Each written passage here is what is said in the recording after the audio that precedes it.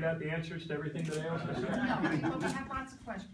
Yeah, well, hey, we have to ask the right questions before we can expect to arrive at the better answers. It's wonderful to be here with all of you. I was in Scott County last night for the Democratic Party, the Red, White, and Blue dinner, and it's good to be back. And I say back because, as Larry mentioned, I was here 30 years ago, 32 years ago, had a little office on Main Street down there in Davenport when I worked for Gary Hart. And I saw this caucus process unfold, and I saw firsthand just how very seriously the people of Iowa take their role in making their decision about how we'll move forward as a country and whether or not we'll move forward together as a country. So, look, let me just share a little bit with you about our story as I see it unfolding, and also share with you a little bit about my story. My wife and I have 4 kids, 2 girls, 2 boys. Rich people couldn't do better. And my boy William was one of those kids that seems to have been born as a very wise soul. You know, there's one in every family. And as soon as he could talk, the kid was full of wisdom, which he did not mind sharing. And we found ourselves at home one evening, and we were watching a History Channel special about Rosa Parks and the Montgomery bus boycott. And William was watching this play out, and he said, "Dad," he said, "explain something to me." And he was only 9 then. He said, "You mean to tell me that somebody said some people had to ride in the front of the bus and some people had to ride in the back of the bus? And you guys actually listened?" And I said, "Yeah, well, I know it's hard to understand, but back then," and I felt like I was talking about an era between the extinction of the dinosaurs and the arrival of the 8-track tape. I said, "But back then it was just the way it had always been." And he said, "Well, Dad, didn't you know that you were all going to the same place?" And in fact, we are all going to the same place. And that's the great and abiding truth of our country, that we're all in this together, and that we rise and fall together. And for the last 15 years, I've had the honor to be able to serve in an elected executive capacity as mayor of Baltimore for 7 years, and then as the governor of Maryland for the last 8 years. And when I was elected mayor of Baltimore, our city had become the most violent, addicted, and abandoned city in America. And we had one choice to make, and that was to move forward together as a city, to take the actions, to make the better choices that would make us a safer place. We didn't know it at the time, but we ushered forward a new way of governing and getting things done. It was called CityStat. It won the Innovations in Government Award from the Kennedy School at Harvard. And this was the innovation. Instead of just measuring the inputs of government, we started measuring the outputs of government. We set goals with deadlines. We did it in an open and transparent and performance-measured way. And when the people of Baltimore saw that their government was actually working again, the people rallied too. And we went on to achieve the biggest reduction in Part 1 crime of any major city in America. We sometimes have short memories as Americans, but 7 years ago, it seemed like our whole country was hanging by a thread. We were about to be plunged into a second Great Depression. But rather than giving up, together we elected a new president. And we elected our president to make the tough choices necessary to save us from that brink of total economic collapse. And that's what President Obama has done. But we elected a president and not a magician. No president can fix the problems that were 30 years building up in our country in just 8 years' time. Look, so here's every state had to make a decision whether to support our president in his efforts. In our state, we decided to do the things that we could to make our part of our country better.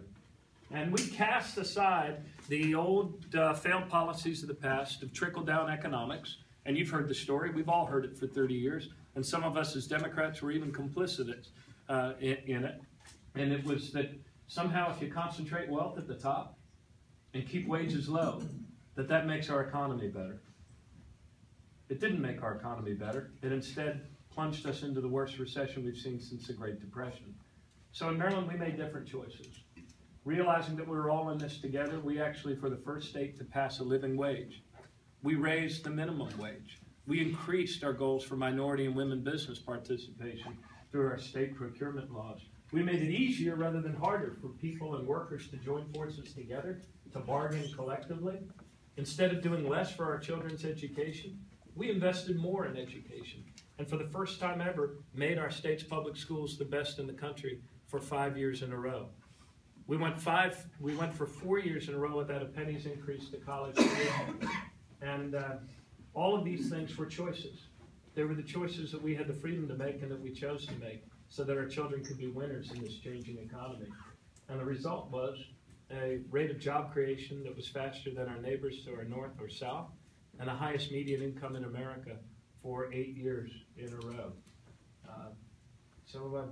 Look, here's the good news and bad news, folks, as we search for better answers and search to ask the right questions. The good news is this. Thanks to President Obama's leadership, our country has now achieved 60 months in a row of positive month-over-month job creation.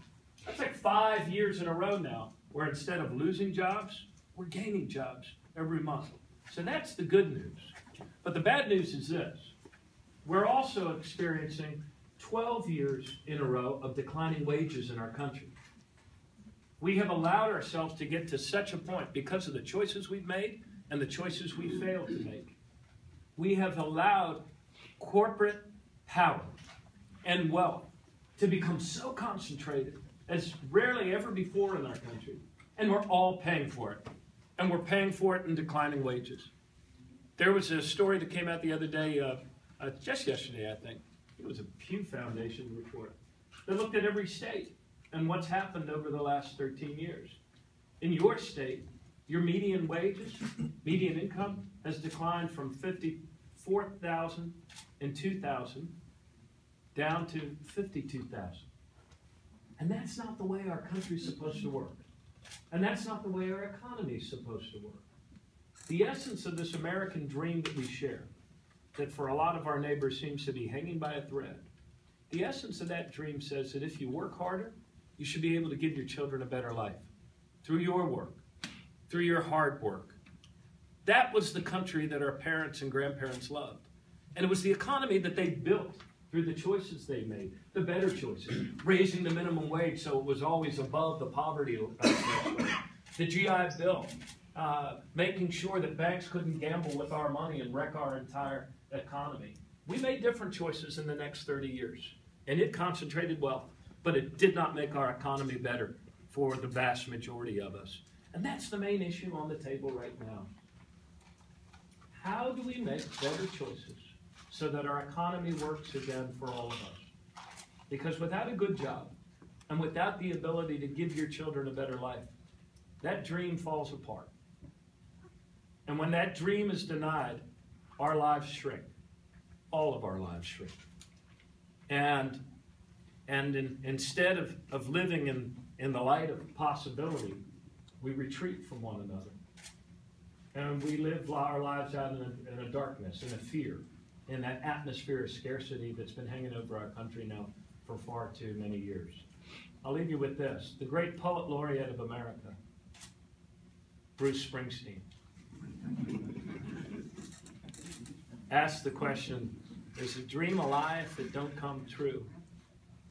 Or is it something worse? We have the ability to make that dream true again. And we will make that dream true by the choices we make. That's how we fight for this dream. What does that mean? That means raising the minimum wage. It means raising the threshold for overtime pay.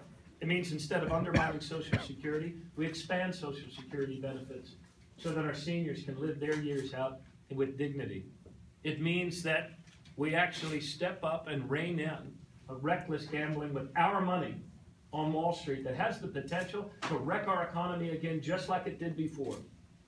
Millions of people lost jobs, millions of people lost houses, and yet last year, the bonuses on Wall Street totaled more than every American working full-time on minimum wage earned. We can do better.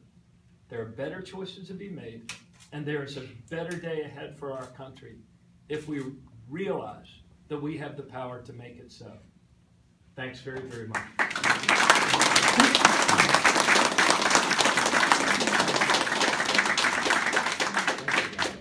Yes, they're ready for Hillary.